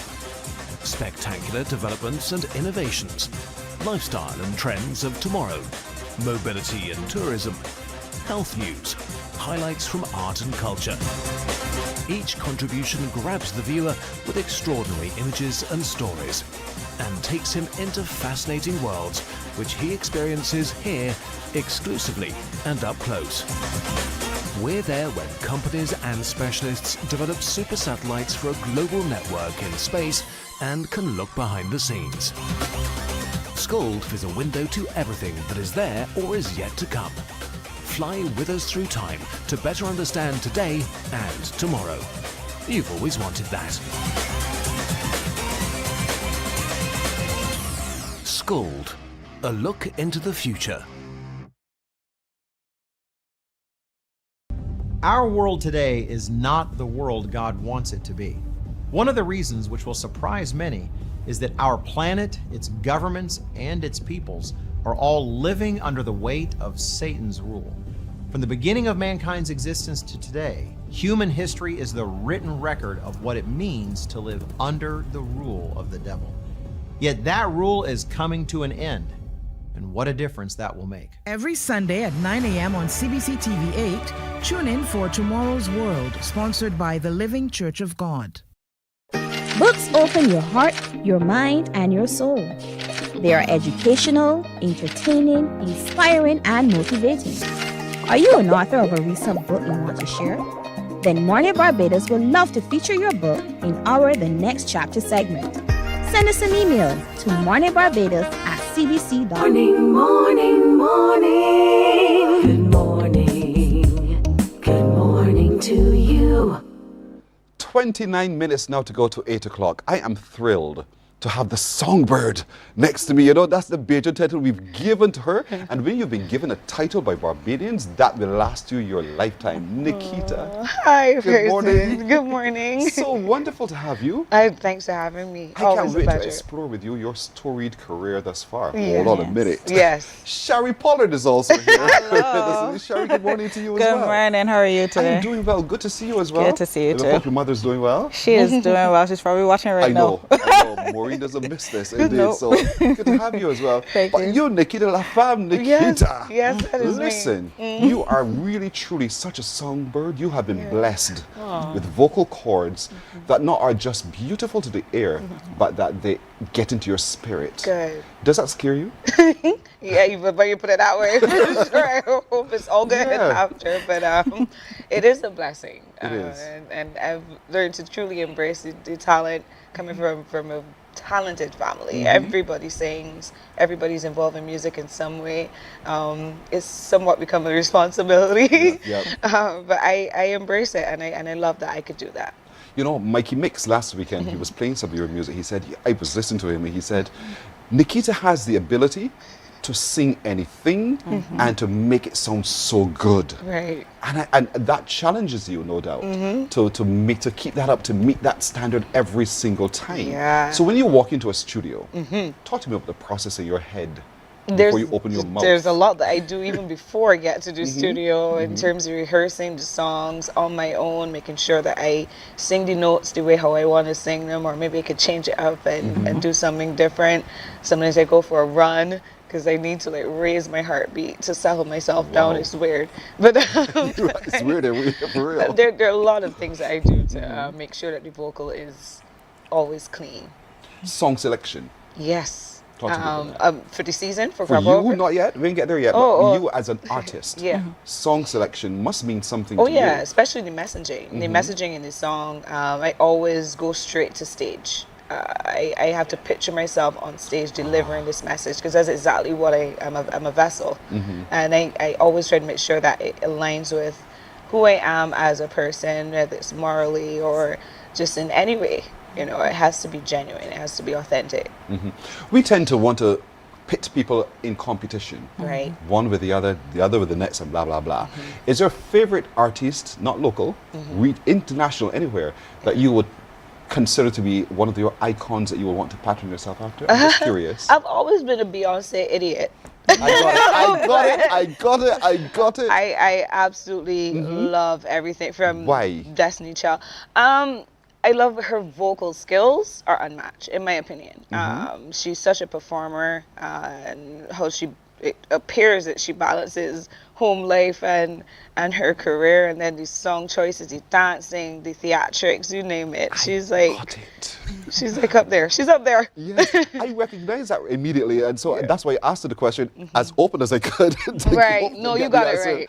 Great. Huge and so influence. for you, performance Yeah. is a show. Oh yeah. And that's why I want people to understand performance is not just standing before a microphone and rendering because you have the voice. You do a package. This is where Sherry comes in. You're working with Sherry on all of this, right? I pull out Sherry on from every angle. You have no idea. We do not have one title for her because she wears many hats. Yes. Her knowledge is vast, and this year we've gone even closer just in supporting everything from the songs to the production, the show, to now we're even thinking of partnering and doing charity, and she's opened up my eyes so much to all of the other things happening in Barbados that at this stage in my career, I'm like 15 years professionally, it's beyond me now, and I want to use my platform in a bigger way. Wow. Yeah. That's beautiful. Sherry, to work with an artist like Nikita, who challenges you because she's so good, but to have someone who is as open as she is to learn and to listen to you, I'm sure that makes your journey so much easier. Yeah, so When Nikita first reached out to me, because we're in the same, a very small circle that we have bonded over the years through what happened to be Bishop World. And that formed a very unique pairing of persons that kind of grew, and we formed what I think is a true friendship over time. But when she, and we have a network that we should have been tapping into each other for a long time. Yes. But this year in particular, she reached out and she said, you know, that she's been thinking on it a lot and she wanted me to start to work with her. So even when we first had a discussion, I know everyone looks at Nikita, or even for like dealing with an artist, the first thing you think about, oh, their music and what they sing. But I was more interested in one, who she wanted the world to see her as. And that's where we even started our discussion, like who do you want to be your mother? Your wife, you know? These are the things that we want to push in terms of what society sees her as. And she's evolving into being more open on social media. And even that, like what the messaging is, because she's like, in one aspect, and Beyonce is a beautiful idol for that, in terms of she's very good at segmenting what do you want the public to see and what do you want to hold back. And that's a lot of the discussions we've been having. So to be honest, when she first asked, I was a little hesitant, because I'm like, do I have what it takes? It's Nikita. But then, I mean, she's a product like any other product, and if you look at the brand, I think what I am good at is looking at the elements that make the brand strong, and then how do we, you know, push the elements that we need for that. So we kind of really have delved into all sorts of different aspects, looking at opportunities here and beyond Barbados. She's actually going to be performing in Tulsa, Oklahoma, a place we've never heard of before. Never heard on the of 17th. So like even that, when I was like, Nikki, I have this opportunity, are you interested? There's some other things in the works coming up for next year. So it's also looking at her artistry beyond soca, because the Barbadian arena kind of bottlenecks you into soca, but her voice clearly is so much more than that. That's right. Yeah, so it's like, where can we push her? And that has been the focus, and honestly, it is a blessing, because I did my studies in entertainment business, so this is what I wanted to do for a while. Here it is. So I think this is like the opportunity. This is it being handed to me on a platter, and I'm going to try to take it by the horns and run with it as much as I can. Wow. Scares you, Nikita? I get excited because I wanted more. I wanted to do more and continue to share my talent beyond Barbados. And then the more I become vulnerable and open up and allow others to feel seen and heard, then we were able to pair and partner with the Bureau of Gender Affairs and their amazing Share the Care campaign that they started recently, and truly looking at, you know, fathers stepping up and being present, and within my own network with the ladies from La Femme, you know, I realized that they too need support in terms of performance fees and the equality there, opportunities for them to perform, support even in their households as single mothers, etc. So there's so many different things that are opening up and just coming up that I am so open and, you know, like, tell me more. What can I do? Let's help. You are so much more than your music. I know we had you here today because we want to talk about your music, but this conversation for me is so interesting, and I'm so pleased that you've begun to see yourself and package yourself in this way, because life changes as it goes. And so as you grow up, you grow up. And so your music this year, though, I got to get to it. Yeah, for sure. For sure. And so you've released so far 3 songs, all sweet, Three for real. singles, 2 collabs, sort of 5 in all. I forgot those others, because the ones where it was just Nikita alone. I know. And so talk to me a little bit about your strategy behind your release of music this year. So again, it was all about the messaging, and then also intentional about the producers and who I worked with this year. I started with Red Boys and Shaft with Keep Up, and that went amazing with, you know, live instrumentation, Mikey back on the drums playing, and, you know, you got live horns, etc. And so it's like an old school, new school type of song. Everybody loved that one. Me too. I love love to perform it. Then after NCF, we had a project together, Darian Bailey on production, Island and Rec on drums, very young producers. Nadia Batson wrote that one. It's called Now Cool Down. Love that. And then they do a little bashment person. Yeah, bougie. But listen. Very bougie bashment. Because, you know, I had to tell Mole, I was like, Yes. Mole. But he was like, I got you. And they just represented bougie girls because we can dance and do things too. Yeah, they made the mistake and put me back on radio for 2 weeks, a couple of weeks ago. Listen, that song was on rotation with me. It is really, It's really so sweet. fun. So the response has been good this year for the music, right? Absolutely. Especially partnering with the Soca Bestie, Faith, again, on Hall of Fame, and then doing that song with Mole in a genre that a lot of people might not have expected him to be in. And the messaging, again, in Love Shot was based around, you know, the crime and violence that was going on right now in society, and we just focus on changing it to shots of love. Like, just choose love, be love every day. So it's been great. That's fantastic. I know oftentimes they say, hey, your music on YouTube? Yes, it's on YouTube. But Shari, in terms of now, because you have to monetize these things. Her performance is one thing, but you want to have returns from it. Yeah. In terms of finding spaces where her music is also accessible across the globe, is that part of your entertainment focus as well? That is part of it, but it's kind of like a year-long plan. So this year she's kind of rebanding and refocusing, and then we're looking at what music she's doing and how we're pushing it. So most of the stuff is on YouTube because that's the most accessible platform, but we're definitely looking at how we're shaping platforms and making it more accessible worldwide. This is a beautiful plan. I'm so happy that the partnership exists because Shari has a good head and you have a great voice. And so to be able to be confident that she has your back. So you could just do you and see the returns for you as well. I think that is so important, and I'm glad that you've been able to trust her to do so. Barbados wants you to fly, Nikita, fly. You're the beautiful songbird, fly. Let your voice take us everywhere we need to go with you. And so you're going to Tulsa, Oklahoma on the 17th? Yes. So we're going on the 17th. Reports. She's performing on the 19th. Reports. For sure. We're trying to keep it on her social media so you can see everything that's happening. Yes. But yes, so for sure. Because you're going to be in Tulsa, Oklahoma, and when you arrive, can we do a link up with you so we can let people know what's going on? Yeah, definitely. You open to that? Yeah. Producer? I tell you, I've been open. I'm open. Exactly. Staying open.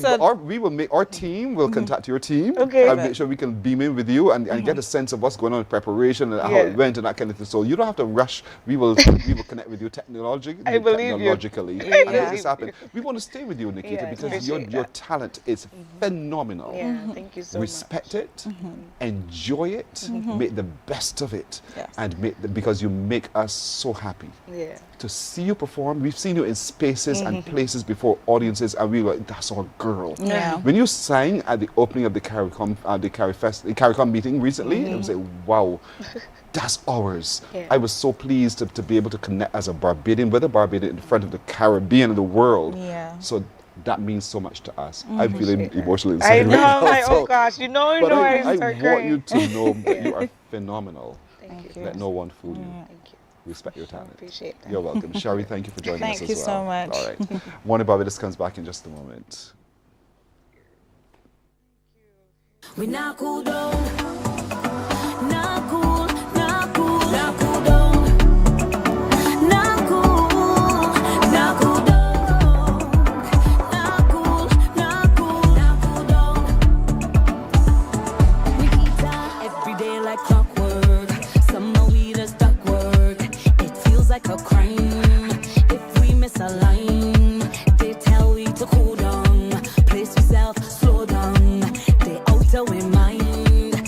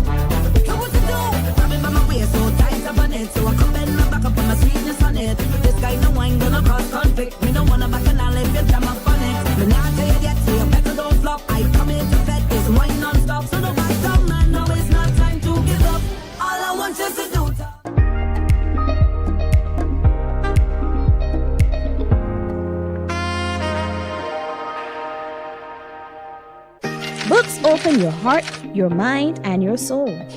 They are educational, entertaining, inspiring, and motivating. Are you an author of a recent book you want to share? Then Mornin Barbados would love to feature your book in our The Next Chapter segment. Send us an email to morninbarbados@cbc.bb. That's morning without the G.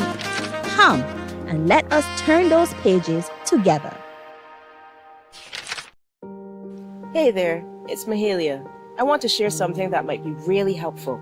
If you're feeling anxious, overwhelmed, depressed, or lonely and have no one to talk to, call Lifeline Barbados. We all face struggles at times in our lives. You're not alone.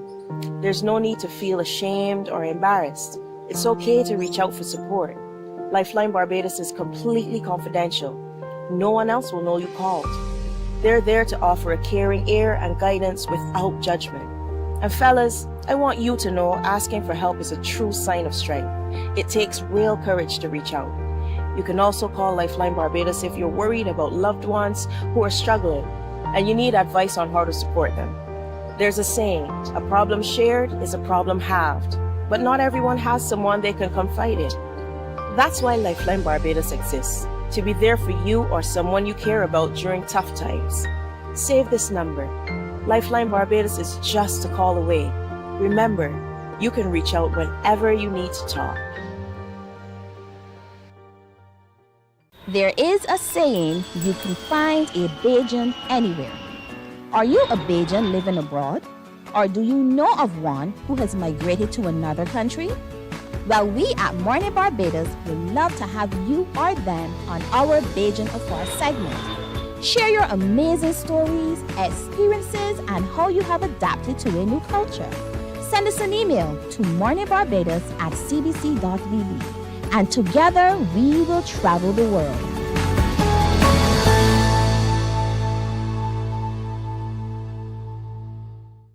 Some ask, what makes Barbados so special?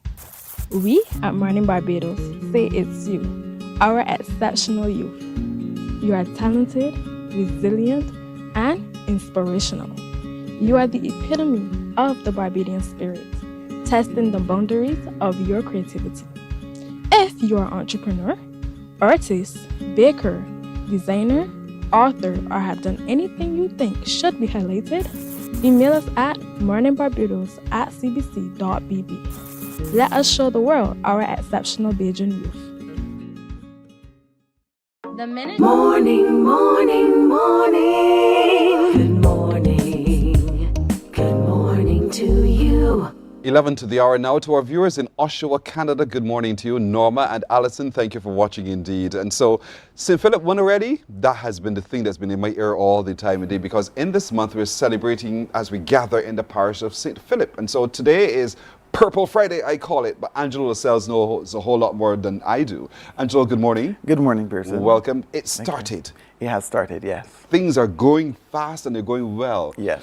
And I know coming up today, Friday, is Purple Friday. How does that to be played out in the parish? Well, truthfully, it is, if you have anything purple, put it on. and I know that people want the shirts. The Yes. shirts are coming. Good. We have, the Secretariat has them in possession. We are going to have them soon. So keep they're listening, coming. keep So watching, keep watching listening, the keep social watching. media. Yes. We gather in Yes, St. Philip. We gather in St. Philip. We gather- Saint.Philip.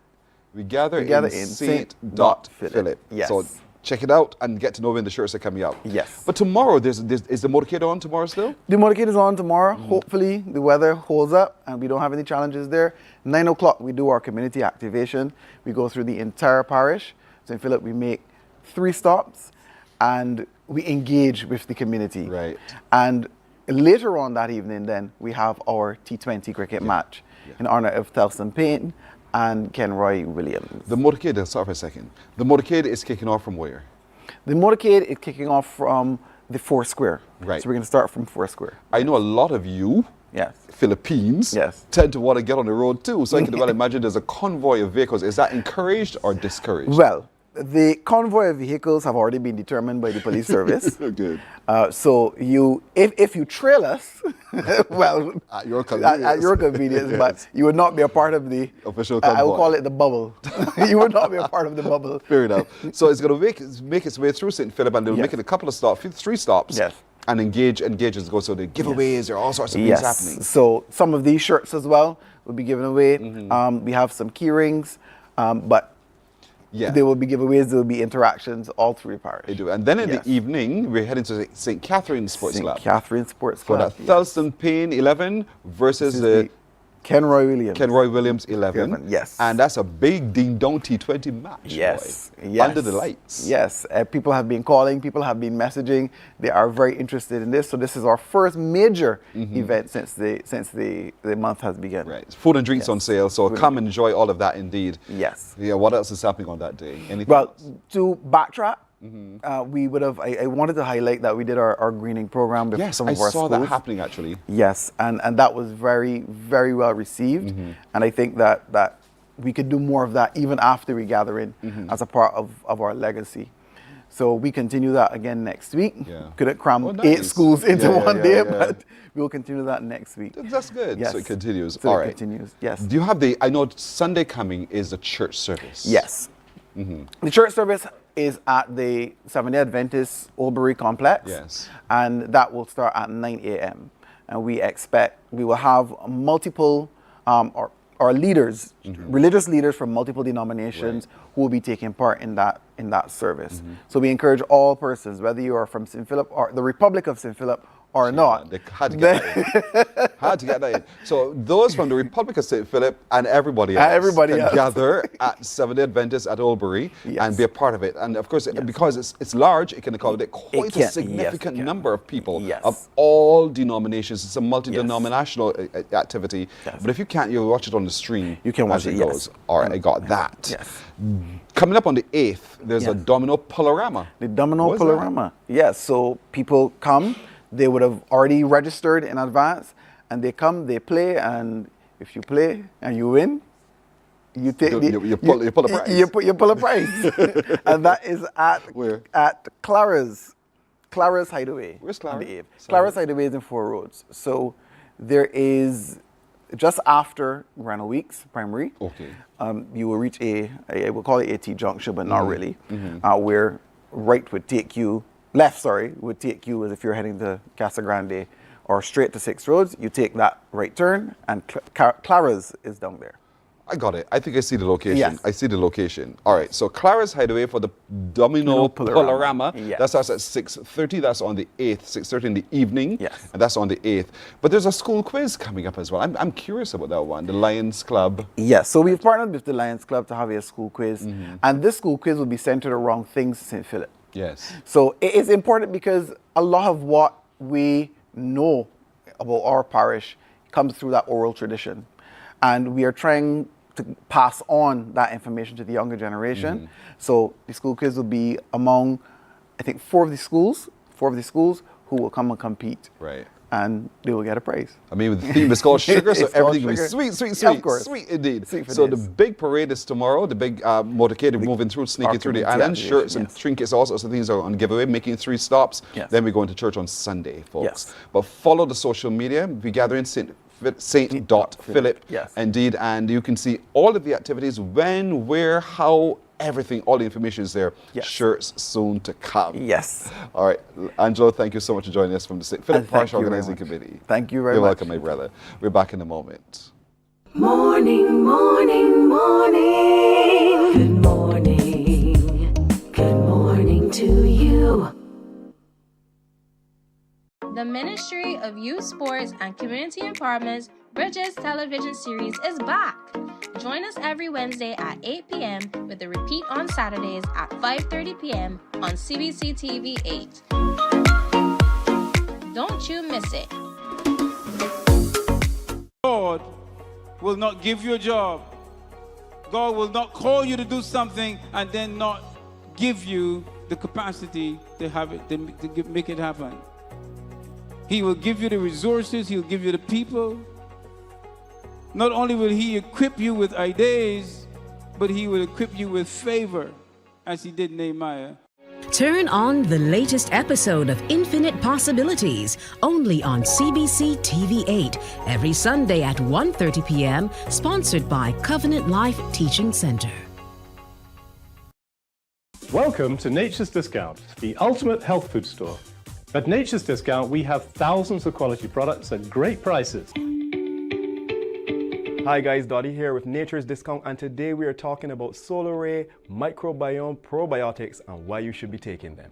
And we have well over 3,000 amazing products to help you get healthy. For your health tips, tune in to CBC TV8 every Monday, Tuesday, and Thursday for Nature's Discount. Sponsored by Get Healthy Incorporated. Morning, morning, morning. Good morning. Good morning to you. Sherry Ann Oggertson leads of Drop a Pack Purple Love Foundation. She's joining us now as they're preparing to encourage you to assist this charity in this event. So good morning to you, Sherry Ann. Morning, Presley. Thank you for joining us. Yes. So tell us what it is that you'll be engaging in now. Well, we will be having our sip and paint. This is our first major event, so we want everyone to come out and support When it. is it? And it's on the 26th of July this month at Guardian General Red Room. So Where is that? in Calamara. The Guardian General's location in Calamara. Yes. Okay, good. Yes. And so why are you doing this?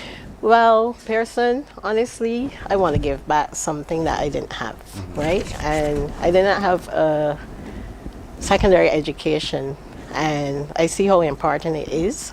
So I always say if I can send school one child, I'll do it. But since the foundation have been funded, it does different things. But right now we are focusing on back to school. So we are having this sip and paint to help pay petty, we're paying petty to do fees. so. Yes. And so do we have to register to be a part of it? You mean Or to we just come to show this? up to be a part of the sip? Yes, you can show up or call me so that we will know how much people we are getting, because the Red Room can't hold a big set, 50 the most. So call, come out, and it's a wonderful cause. What number can they call?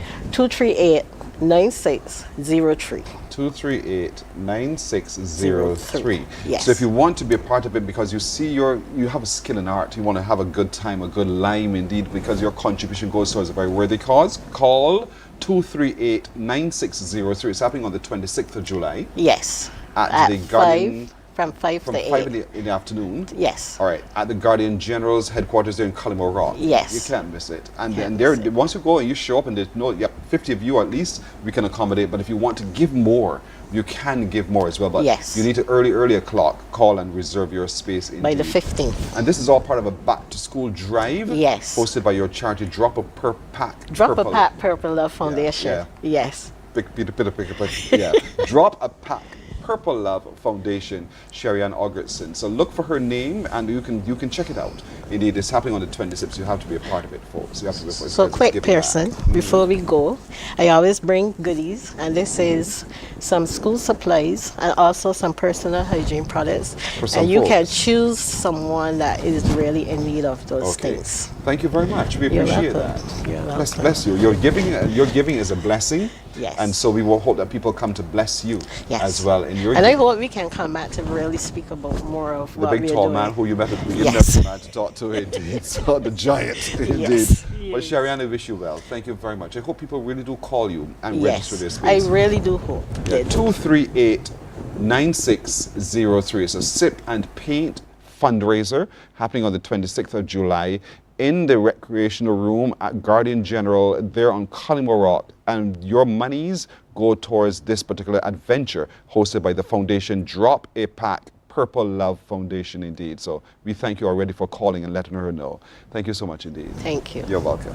That's it for today, everybody. You have been fantastic. We wish you a fantastic weekend as well. My crew joins me wishing you a lovely, lovely today, tomorrow, weekend. And if it be the will of the Lord, we'll see you on Monday. Take care. Bye-bye. Wake up, wake up, wake up, wake up. Barbados, get up. Good morning. Good morning, Barbados. Good morning. So thank you for the gift.